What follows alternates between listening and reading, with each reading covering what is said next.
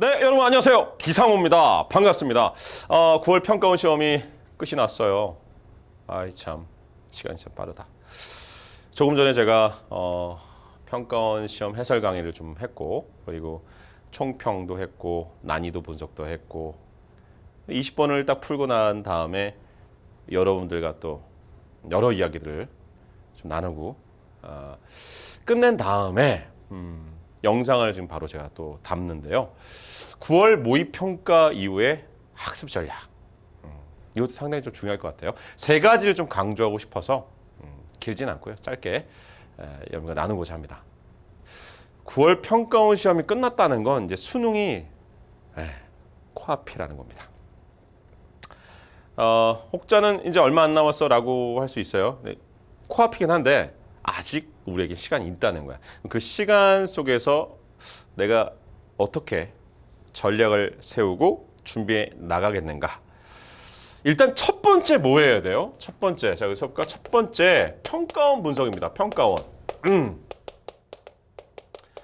자, 여러분 제가 해설 강의를 하면서 강조해 드렸는데 6월 평가원과 9월 평가원을 반드시 분석하셔야 됩니다. 이게 6월하고 9월에 공통적으로 강조가 되는 파트가 있습니다. 예를 들면 pH, 몰롱도, 그 실험 설계나 뭐 어떤 과정적인 거, 그리고 당연히 양적 관계는 뭐 상당히 킬러 문제로 이렇게 다 취급이 되고 있고, 중화 반응의 양적 관계에 있어서도 일가 산염기만 아닌 이가도 등장되고 있다라고 하는 그런 특징들 계속 밀고 있잖아요. 그죠? 평가원에서.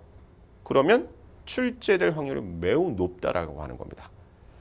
그러니까 왜 저기 동위 원소 파트도요. 어쩌다 한 번씩 나오는 파트였거든요. 근데 동위 원소 파트가 6월하고 9월하고 계속 출제가 됐어요.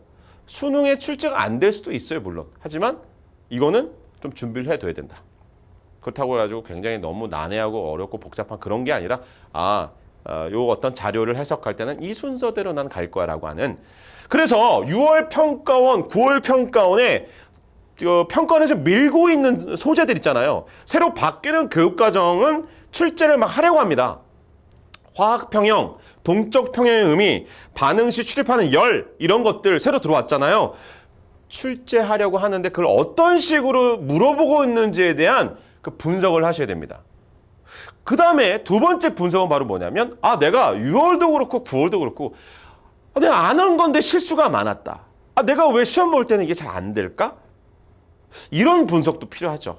그래서 여러분께서 내가 어떤 부분이 문제가 있는 건지 6월하고 9월을 통해서 반드시 그냥 생각만 하지 마시고 적어보세요. 여러분들 그 다이어리 있잖아요. 그죠? 이렇게 적으세요. 플래너. 근데 적어서 그거를 보완해 나갈 수 있도록 하는 과정에 시간이 필요하다는 거예요. 앞으로. 자, 첫 번째, 평가원 분석한다. 그 평가원에서 내가 부족한 게 무엇인지 정확하게 진단한다. 두 번째 바로 뭐냐? 자, 두 번째,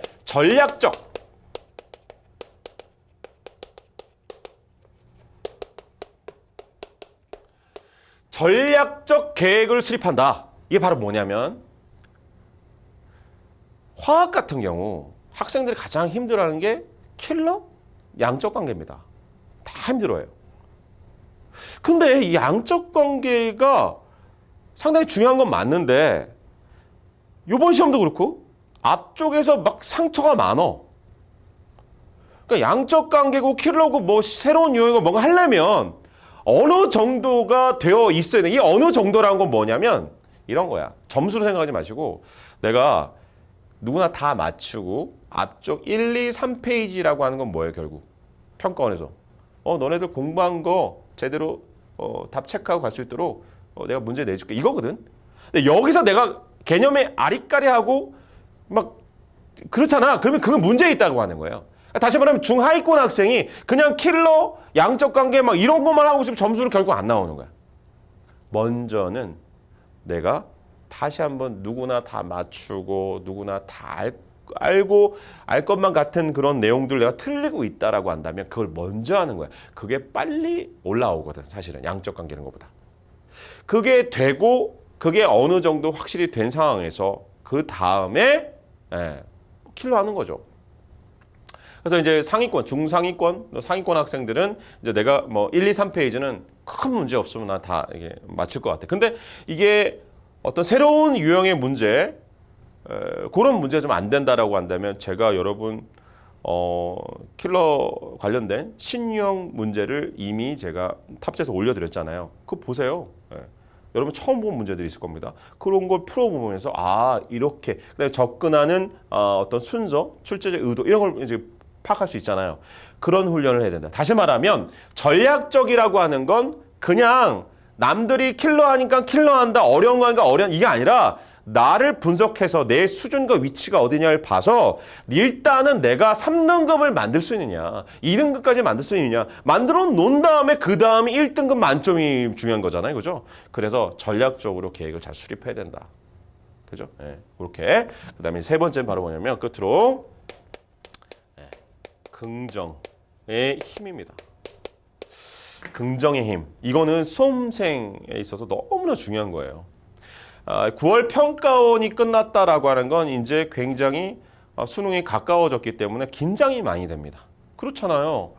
뭐 수능이라고 하는 거 남의 얘기인 줄 알았는데 자기가 고3이 돼버렸고 고3 3월 달에 뭐 여러 가지 뭐 코로나고 뭐 해가지고 막 정신없이 그냥 3월 학평 본다는데 보지도 않고 막 연기되고 막 여러 가지 일들이 막 있었는데 그게 또 싹 지나가고 두 번째 평가원 시험이라는 9월 평가원도 끝나버리고 이제 뭐 10월 학평 그리고 수능인 거야.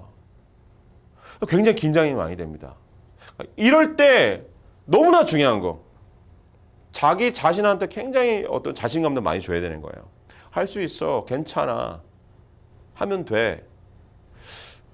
그리고 제가 해설 강의 때도 말씀드렸지만 어려워요. 여러 가지가 환경적으로 그리고 노력했는데 결과가 안 나오면 얼마나 힘듭니까?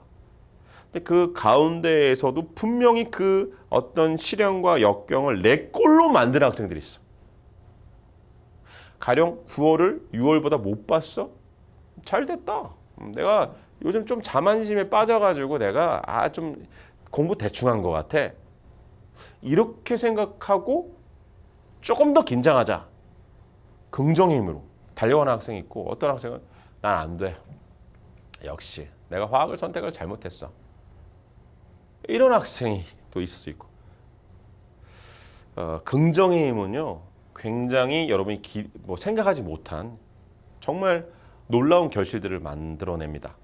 그러니까 남은 수험생 시간 동안 이 긍정의 힘으로 여러분들 1번도 하시고 2번도 하시고 나머지 여러분이 생각하는 여러 가지 것들을 해 나가신다라고 한다면 두 번 다시 오지 않는 어떤 수험생의 시간이잖아요. 이 2020년 지금은 그러니까 이 시간을 정말 최선을 다해서 마지막까지 달려가는 여러분이 됐으면 좋겠습니다. 하루하루가 굉장히 힘든 이 시간이겠지만 스스로를 믿고 격려해야 하고 할 수 있다는 자신감으로 달려나가길 바랍니다. 알겠죠? 저는 또 강의에서 여러분들 기다리고 있을게요. 지금 이 순간도 여러분 꿈이 이루어지는 그 순간 그날까지 여러분들 파이팅!